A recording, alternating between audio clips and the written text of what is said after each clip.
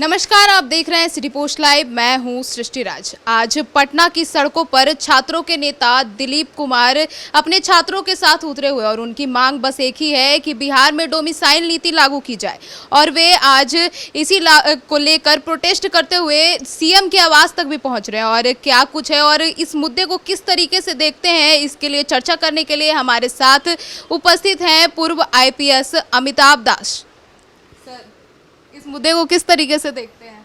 देखिए, पहले दर्शकों को मैं मुद्दा समझा दूं। डोमिसाइल जो हो रहा है, डोमिसाइल नीति लागू करने का मतलब ये है, अगर लागू हो जाए बिहार में, इसका मतलब कि राज्य सरकार बिहार के अस्थाई निवासियों को नौकरियों में प्राथमिकता देगी, तरजीह देगी, है ना। बहुत सारे राज्यों में ये इस तरह की मतलब नीति लागू है, डोमिसाइल नीति।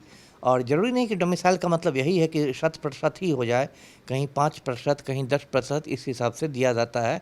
मतलब एक भूमिपुत्र का सिद्धांत है कि सन ऑफ द सॉइल जो होता है, जो हमारा है, उसको हम तरजीह देंगे। तो अभी इस साल चुनावी साल है, बिहार में 90 दिन बाद चुनाव होने वाले हैं। तो सरकार चुनाव के समय थोड़ा ज़्यादा दबाव में आ जाती है, क्योंकि उसको सभी मतलब गुटों को, सभी लोगों को ये करना पड़ता है, खुश करना पड़ता है। अभी देखिए आप, पलटू राम किस तेज़ी से कभी युवा आयोग बनाते हैं, मछुआरा आयोग बनाते हैं, सफाई कर्मचारी आयोग बनाते हैं, सवर्ण आयोग बनाते हैं, अल्पसंख्यक आयोग बनाते हैं। सबका मानदेय बढ़ रहा है ना, बिजली मुफ्त हो रही है, मतलब पूरा एकदम खुश करने की कोशिश की जा रही है। तो अभी छात्र भी यही सोच रहे हैं कि गर्म लोहा है तो अभी हथौड़ा मार दिया जाए।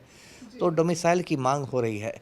देखिए, उसमें मैं ये कह रहा हूँ कि मेरी जानकारी, लोग 90% डोमिसाइल की मांग कर रहे हैं। 90% मतलब कि 10 में 9 जो है वो सीटें हो जाए बिहारियों के लिए आरक्षित। तो ये तो कुछ ज़्यादा हो गया ना। ये तो मतलब नाइंसाफ़ी हो गई दूसरे राज्यों के लिए। और कम से कम बिहारियों को तो इतना डोमिसाइल नहीं करना चाहिए, क्योंकि भारत में सबसे ज़्यादा पलायन यदि किसी प्रदेश से होता है तो वो बिहार से होता है ना। मोटा मोटी माना जाता है कि 3 करोड़ बिहारी जो हैं वो बिहार के बाहर रोजी रोटी की तलाश में जाते हैं। मतलब दिल्ली में, कलकत्ता में, बम्बई में, मद्रास में, आप देश भर में जाइएगा, बिहारी लोग भरे हुए हैं, रोजी रोटी की तलाश में जाते हैं, वहाँ रोजी रोटी मतलब कमाते हैं। तो आपके मुंह पर डोमिसाइल तो शोभा नहीं ना देता है।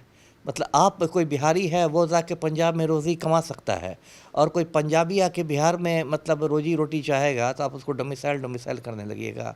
अब तो ये गलत होगा। अगर आप 90% डोमिसाइल करवा देते हैं तो उसकी दूसरे राज्यों में प्रतिक्रिया भी हो सकती है कि अरे बिहारी सब 10 में से 9 नौकरी अपने लिए लिया, तो फिर वो लोग भी आपको भगाना शुरू करेंगे। ऐसे भी देखिए, बिहारी लोग इतने चले गए हैं कि बहुत सारे राज्यों में एक तरह का रिएक्शन होता है। अभी आप देख रहे हैं कि महाराष्ट्र में हिंदी भाषियों की पिटाई हो रही है। कहा जा रहा है कि सिर्फ मराठी बोलना है, हिंदी नहीं बोलना है।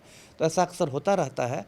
तो ठीक है, मतलब एक बीच का रास्ता निकाला जाना चाहिए। बीच का रास्ता से मेरा मतलब ये है कि ठीक है, बेरोज़गारी बिहार में बहुत है तो डोमिसाइल हो, लेकिन 5 से 10% तक के बीच डोमिसाइल दिया जा सकता है। देखिए, उससे याद आया कि जब शिक्षक भर्ती का मूल विज्ञापन निकला था TRE 1 में, तो उसमें डोमिसाइल लागू किया भी गया था। लेकिन बाद में उस समय के जो शिक्षा मंत्री थे प्रोफेसर चंद्रशेखर, उन्होंने कहा कि हम लोग डोमिसाइल लागू करेंगे तो बहुत सारी रिक्तियाँ रह जाएंगी, सीटें भरेंगी नहीं। तो इसलिए मैंने कहा कि देखिए, बीच का रास्ता निकालना चाहिए। बीच का रास्ता यही मेरी समझ में है कि 5 से 10% तक आप कर सकते हैं कि उतनी सीटें आप बिहारियों के लिए, बिहार के अस्थायी निवासियों के लिए आरक्षित कर सकते हैं। लेकिन 90% वाली बात तो थोड़ी ज़्यादती हो गई जी। सर, तो ये जो 90% की मांग कर रहे हैं जो छात्र, तो अब अगर सरकार इस पर जो डोमिसाइल लागू भी करती है तो सरकार बीच का रास्ता निकालेगी, छात्र तो 5-10% पे मानेंगे नहीं।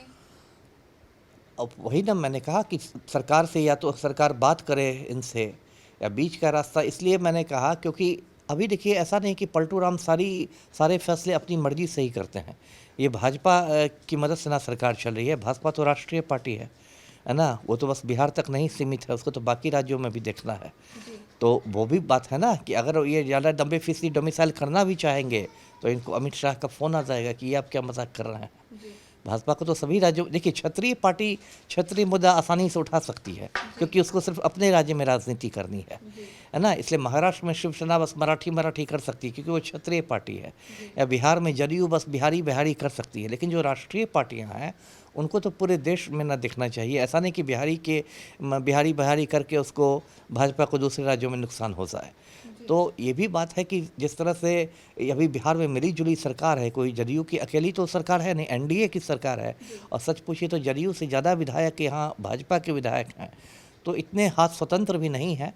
और मैं किसी का नाम नहीं लेना चाहता, लेकिन कई बार लगता है कि कुछ छात्र नेता जो होते हैं अभी जो कुछ है वो लगता है विधानसभा चुनाव लड़ने की भी तैयारी कर रहा है ना। तो डोमिसाइल करके अपनी नेतागिरी भी चमकानी है। जी सर, आप कहना चाह रहे हैं कि दिलीप कुमार नेता बनना चाह रहे हैं, छात्रों के नेता अब राजनीति में उतरेंगे। कहा ना कि मैं किसी का नाम नहीं लेना चाहता, थोड़ा कहा बहुत समझना। जी, तो सर समझने वाले समझ गए, ना समझे सो अनाड़ी है। जी सर, तो आप डर क्यों रहे हैं? मैं तो किसी से नहीं डरता हूँ, मेरी तो ये पहचान ही है। तो साफ साफ अपने मुंह से नाम लीजिए। लुकी मुझे पक्की खबर नहीं है ना, इसलिए साफ साफ नहीं बोल रहा, लेकिन संदेह मुझे होता है। जी तो दिलीप कुमार पे संदेह हो रहा है। हाँ, हो रहा है संदेह।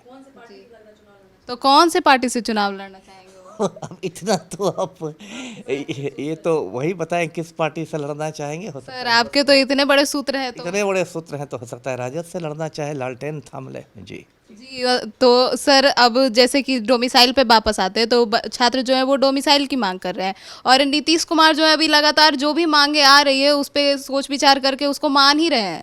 तो अब आपको क्या लगता है, डोमिसाइल भी मान लेंगे?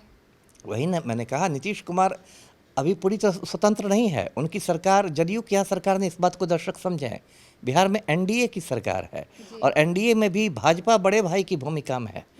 पलटू राम के पास 43 विधायक हैं, भाजपा के पास 75 के आसपास विधायक हैं। इस भले कुछ मजबूरी है जिसकी वजह से उन्होंने इनको सीएम बना रखा है, लेकिन एनडीए में बड़े भाई की भूमिका में भाजपा है जो एक क्षत्रिय पार्टी नहीं है। तो इतना आसान नहीं है ना। पलटू राम की ये हालत है कि तड़ी पार के हुक्म के बिना नाक नहीं पहुंच पाते हैं, डोमिसाइल लागू कर देंगे। इसलिए वो सब बात नहीं है, देखिए क्या होता है। लेकिन मुझे वही लगता है कि बीच का रास्ता निकलना पड़ेगा। जी, तो सुना आपने कि इस पूरे मुद्दे पर जो आज बिहार में प्रोटेस्ट चल रहा है डोमिसाइल को लेकर, इस पर पूर्व आईपीएस अमिताभ दास जी ने क्या कुछ कहा। तो अब इस पूरे मुद्दे पर आप अपनी राय हमें कमेंट सेक्शन में जरूर बताएं। तो फिलहाल इस खबर में इतना ही। आगे की खबरों के लिए देखते रहिए सिटी पोस्ट लाइव। तब तक के लिए धन्यवाद।